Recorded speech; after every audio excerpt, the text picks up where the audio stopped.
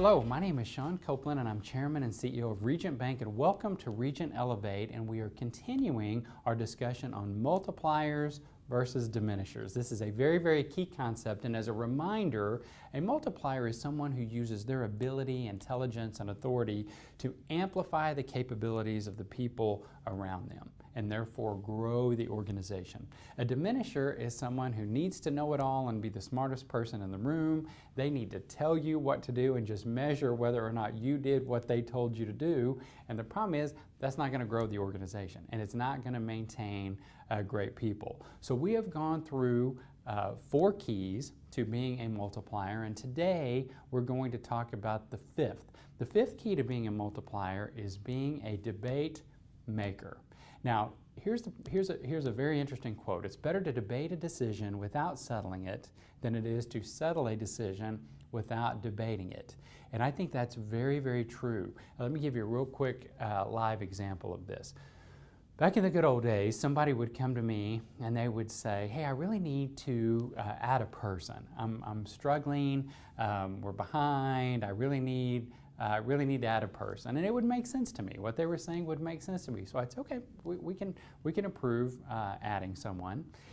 And then what would happen is everybody else on the executive team would go, well, that's a bunch of baloney. I needed people worse than that person. They didn't need anybody. I mean, I need 10 times worse. So we just did not make a good decision. So we created a new policy, if you will, at the executive level, that anytime we add someone, anytime we give a promotion, anytime we give a non-budgeted raise, it comes to our executive team because we make decisions better together. And this was a tough one for me to learn. I like to move fast. I like to be kind of the Lone Ranger. I'd rather just make the call and head on down the road. But what I found was my team makes a lot better decisions than I do. So how do we encourage debate? How do we encourage individual thinking where it's not all group thinking and it's not all let's do what the boss says? Well, that's a diminisher mindset. Is there is no debate. I tell you what to do, you do it, don't question me. If you question me, that's insubordination, you're fired. And so everybody in the organization learns to never question the leader. That's wrong. That's not using the brain power of the overall organization. It doesn't matter whose idea it is. We're trying to come up with the best idea and best strategy for that organization. So let me give you a few ideas for becoming a debate maker.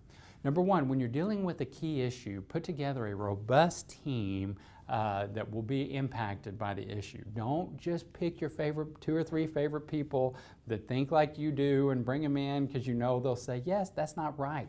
Bring in a wide group of people that would be impacted. Number 2, ask them the big question and give very clear expectations. So challenge them to think higher. Tell them what you want them to do and then get out of the way and let them talk. You don't talk. You don't take it over. You may have an opinion, but you need to make it clear that it's just an opinion. It's not the answer, and let them debate it and come up with the answer. As I mentioned, don't give the answer. Provide a forum for productive debate. Challenge assumptions and ask questions. So when people began to kind of give their opinions, don't just accept that. Ask them what it's based upon.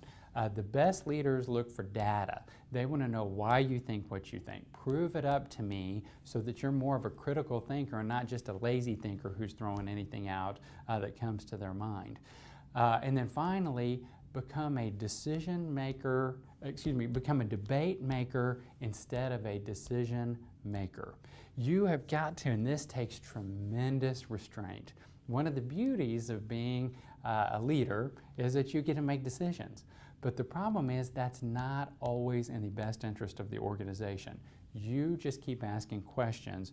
You don't need to be the decision maker. At the very end of the day, if there are 2 compelling decisions and you want to weigh in and make the call, that's fine. But don't just immediately take the option off the table when you think you know what is right, because you may not. Next time we're going to talk about the final key to being a multiplier, and that is to be an investor. So I hope you've enjoyed this series. Thank you so much for being with us today. We'll talk to you next week.